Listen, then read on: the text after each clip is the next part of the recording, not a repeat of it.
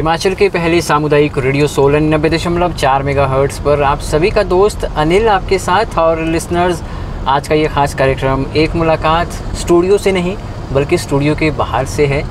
और आज का ये ख़ास कार्यक्रम होने वाला है क्योंकि आज जो शख्स स्टूडियो से बाहर मौजूद हैं उनसे बड़ी सारी बातें करेंगे। और जब हम इनसे बातें करेंगे तो हमें ज़िंदगी का एक असली मतलब पता चलेगा।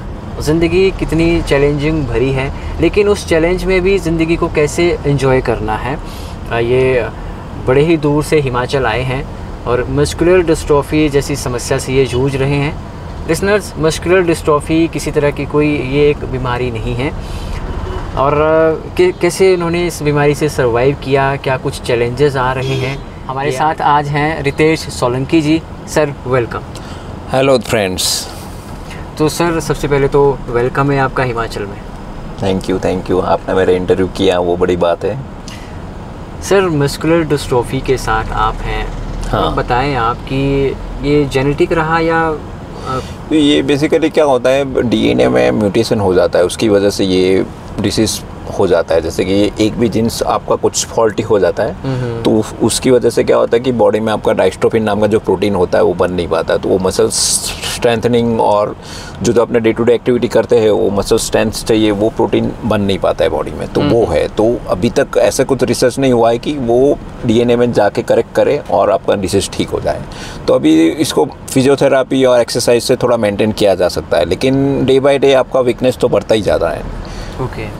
सो कब ये डायग्नोज हुआ था कि मस्कुलर डिस्ट्रॉफी से आप चल रहे हैं? कब ये डायग्नोज हुआ था? वो डायग्नोसिस तो ऐसे मैं जब 10th स्टैंडर्ड में था तब हुआ था, लेकिन क्या होता था कि तब वो टाइम पे इतनी अवेयरनेस नहीं थी। जब मैं छोटा था तभी से वीकनेस थी, स्पोर्ट्स एक्टिविटी नहीं कर पाता था, ये नहीं कर पाता था। जी जी। तो एक दिन पीटी टीचर ने मेरे पेरेंट्स को बुलाया कि आपका बच्चा ये नहीं कर पा रहा है, वो नहीं कर पा रहा है, तो आप डॉक्टर को दिखाओ। एंड देन फिर मैं जब 10th स्टैंडर्ड में था तब इसको डायग्नोसिस किया गया था। ओके। जब ये डायग्नोज हो गया, कंफर्म हो गया, फिर फैमिली का क्या रिएक्शन रहा उस वक्त? वो फर्स्ट रिएक्शन तो होता है कि भी ऐसा कोई डिसीज़ हो ही नहीं सकता कि जिसका कोई इलाज नहीं है। तो वो थोड़ा वो सेटबैक होता है उनके लिए, उनका ट्रॉमा होता है कि भी मेरे बच्चे के साथ ही ऐसे क्यों हुआ, बाकी सब बच्चे तो ठीक हो रहे हैं। तो वो सोशल स्ट्रक्चर है, सोशल स्टिग्मा होता है, उसके हिसाब से थोड़ा एक्सेप्ट करना मुश्किल होता है। नहीं जी। सो आपके लिए जब पहली बार आपने सर ये चीज़ महसूस की, कंफर्म कर दिया डॉक्टर्स ने कि अब ये चैलेंज आपके साथ आने वाला है, तो मेंटली कितने प्रिपेयर रहे आप उस चीज़ के लिए? अभी उसमें ऐसा है ना कि वो डायग्नोसिस का तो थप्पा डॉक्टर ने लगाया, लेकिन उससे पहले भी मेंटली थोड़े प्रिपेयर तो मैं था ही, यानी एडजस्ट कर लेता था कि भी अपने दौड़ नहीं पाते अच्छी तरह नहीं है तो स्लो पेस से अपना काम करो। जैसे स्कूल जल्दी जाना है तो मैं वॉक करके जाता था, तो थोड़ा जल्दी निकल जाता था, तो अपनी एक्टिविटी अपने पेस पे मैं करता था। नहीं तो थोड़ा बहुत ये लगा कि भी उसको डिसीज़ का नाम मिल गया कि भी ये है। नहीं तो पहले ऐसा था कि भी मेरे में मैं ऐसा ही हूँ कि भी स्लो पेस पे काम करने वाला बंदा हूँ। जी जी। तो वो होता है ना अपने कि भी मैं ऐसा क्यों हूँ, तो समझ में आ गया कि भी ये मस्कुलर डिस्ट्रॉफी है, तो वो है। तो तब तो इतनी सीरियसनेस पता नहीं होती, फिर धीरे धीरे आप उसके बारे में पढ़ते हो, मैच्योर होते हो, तब वो होता है। लेकिन थोड़ा एक्सेप्टेंस करने के अलावा कोई ऑप्शन नहीं है। नहीं क्योंकि मैं तो उसके साथ बचपन से जी रहा हूँ। नहीं ट्रीटमेंट कितना अब तक हो चुका है? ट्रीटमेंट यानी इसमें कोई ट्रीटमेंट नहीं होता है, इसमें ये होता है कि फिजियोथेरेपी करो, मेंटेन करो और प्रोग्रेस को थोड़ा स्लो करो। नहीं ओके। हाँ। सो कुछ सुधार दिखा आप में जब से आप फिजियोथेरेपी में? हाँ। बट ये इसमें कैसा है पता है कि जैसे आप रोज़ ब्रश करते हो वैसे रोज़ ब्रश करना ज़रूरी है। ऐसा नहीं है कि फिजियोथेरेपी करके सुधार हो गया और आपने छोड़ दी। तो मेरे बार ऐसे भी हुआ है कि बच्चा इंप्रूव हो गया है, फिर बीच में कुछ संजोग ऐसे आ गए कि आप फिजियोथेरेपी नहीं कर पाए, तो आप वापस बैक टू स्क्वायर वन हो गए, फिर वापस आप 0 पे चले गए, फिर वापस 100 पे आए, वापस 0 पे गए। उस तरह ये चलता रहता है। नहीं जी सर, कहीं ना कहीं समाज में एक धारणा सी बनी होती है, जो कहीं भी लोग थोड़ा बहुत शारीरिक उनमें चैलेंज रहते हैं जो किसी भी कारण से हो सकते हैं, इस चीज़ को गलत मानते हैं। मस्कुलर डिस्ट्रॉफी को थोड़ा नेगेटिव वे में लोग लेके जाते हैं। क्या कुछ एक मैसेज है आपका सोसाइटी के लिए?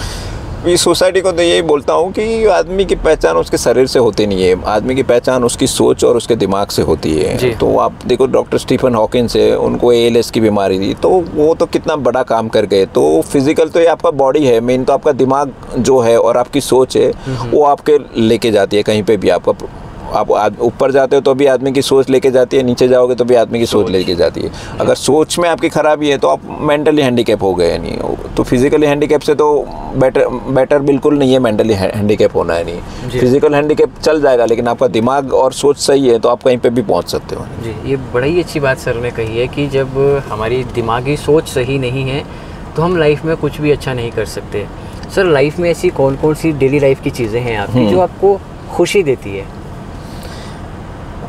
मैं रोज़ सुबह में उठता हूँ तो पहले तो मैं भगवान से यही ग्रेटिट्यूड देता हूँ कि भाई मेरे को इतना प्रॉब्लम है, ये है, फिर भी मैं अपनी लाइफ नॉर्मली जीता हूँ। मैं अपनी लाइफ रोज़ डे टू डे लाइफ में मेरे काम में खुद कर लेता हूँ। मेरे किसी की हेल्प की ज़रूरत नहीं पड़ती है घर में, सिवाय के बाहर जाते हो तब कार में बैठने के लिए मेरे ड्राइवर मेरे को बैठने में हेल्प कर लेते हैं। ये है तो मेरे भगवान की तरफ यही ग्रेटिट्यूड है कि जो भी दिया है भगवान ने सही दिया है, जो भी है, और मस्कुलर भी मिला है तभी भी ठीक है। तभी मैं पहचान पाया हूँ कि भाई ये फिज़िकल हिंड्रेंसेस कुछ रोक नहीं सकते आपको। तो मुझे कुछ अभी मैं शब्दों में बयान नहीं कर पा रहा हूँ लेकिन ये मेरी फीलिंग है। नहीं, बिल्कुल आपके जज्बात हम समझ रहे हैं सर, और आप बहुत से लोगों के लिए सर इंस्पिरेशन हो।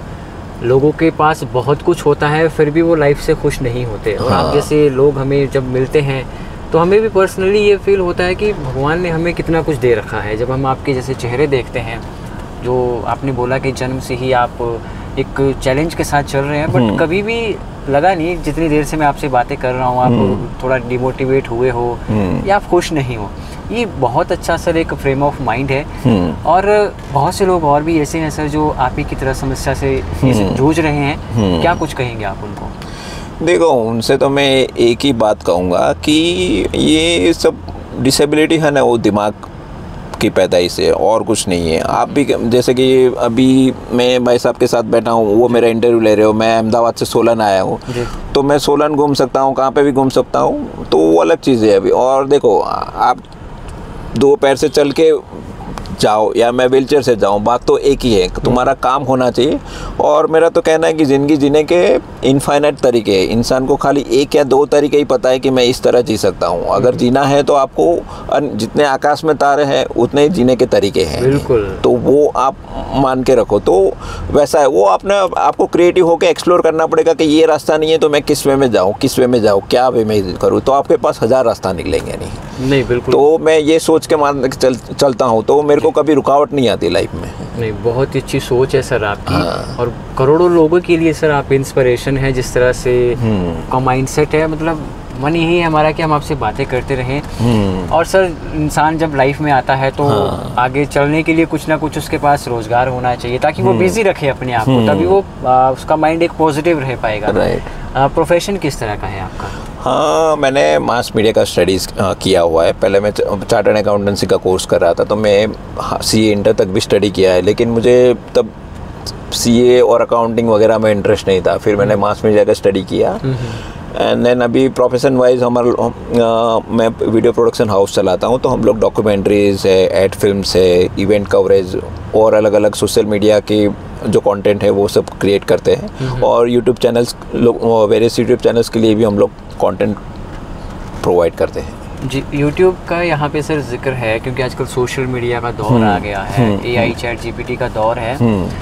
सोशल मीडिया ने भी अपनी टर्म्स एंड कंडीशंस 15 जुलाई से चेंज करी थी, राइट। तो जो हमारे क्रिएटर्स हैं, कितना इम्पैक्ट पड़ेगा इस चीज़ से, क्या मानते हैं आप? नहीं, वो इम्पैक्ट तो पड़ेगा उसके ऊपर, लेकिन अभी क्या हो रहा है कि आजकल लोग सोशल मीडिया का मिसयूज़ भी ज़्यादा करने लगे। जब AI आ गया है तो जो आप बोलते हो कि डीप फेक वीडियोस भी होने लगे। अभी क्या हो रहा है कि सोशल मीडिया पे लोग किसी की कोई रिस्पॉन्सिबिलिटी नहीं है, अपने हिसाब से कुछ डाल रहे हैं क्योंकि उस पर कुछ रिस्ट्रिक्शन नहीं है। जी जी। तो ये जो चेंजेस आए वो काफ़ी मेरे को तो सही लगे। नहीं, बिल्कुल सही है क्योंकि सोशल मीडिया एक पब्लिक, राइट, और हर चीज़ क्लिक्स और व्यूज़ नहीं होते और हर चीज़ लाइक्स नहीं होती है, मेन कंटेंट मैटर करता है। नहीं, बिल्कुल सर, कंटेंट मैटर करता है। बड़ी अच्छी बात है आपने बताई। और सर लास्ट में क्या कुछ मैसेज है आपका हमारे व्यूवर्स के लिए, हमारे रेडियो के लिसनर्स के लिए? मैसेज तो मैं कहूँगा कि आप जो भी कर रहे हो अपना 100% देके करें, अच्छा करें, खुद जियो और दूसरों को जीने दो, सिंपल है नहीं है, और कुछ है नहीं है। अपने लाइफ के मैसेज ऐसे नहीं है कि अरे कुछ फिलोसॉफिकल मैसेज दे दूँ मैं करूँ। जो भी लाइफ में करो एन्जॉय करके अपना 100% दे के करो, वो अपनी फैमिली लाइफ हो, प्रोफेशनल लाइफ हो, या खुल के जियो, और क्राइम मत करो, लॉ मत तोड़ो, बस वो है नहीं। बहुत बहुत शुक्रिया sir. Thank you ji viewers, listeners, ये हमारे आज के ख़ास मेहमान रितेश सोलंकी जी, गुजरात से ये आए हैं। बड़ी अच्छी बातें इन्होंने कही, डिस्ट्रॉफी के साथ ये जी रहे हैं, और इनके साथ जितनी भी हमने बातें की बहुत हमें इंस्पायर करती है। अक्सर हम लोगों को बहुत शिकायत होती है ख़ुद से, ज़िंदगी से, भगवान से, कि भगवान आपने हमें दिया ही क्या। जब आप इन लोगों को देखते हैं तो एक सवाल ख़ुद से भी बनता है कि हमारे पास कितना कुछ है। सोलंकी जी ने जितनी हमें बात बताई वो एक हमारे लिए प्रेरणा स्रोत का वो काम करेगी। आपको ये प्रोग्राम कैसा लगा है बताइएगा ज़रूर हमारे स्टूडियो के नंबर पर 988-266-2422 पर। दीजिए इजाज़त, नमस्कार।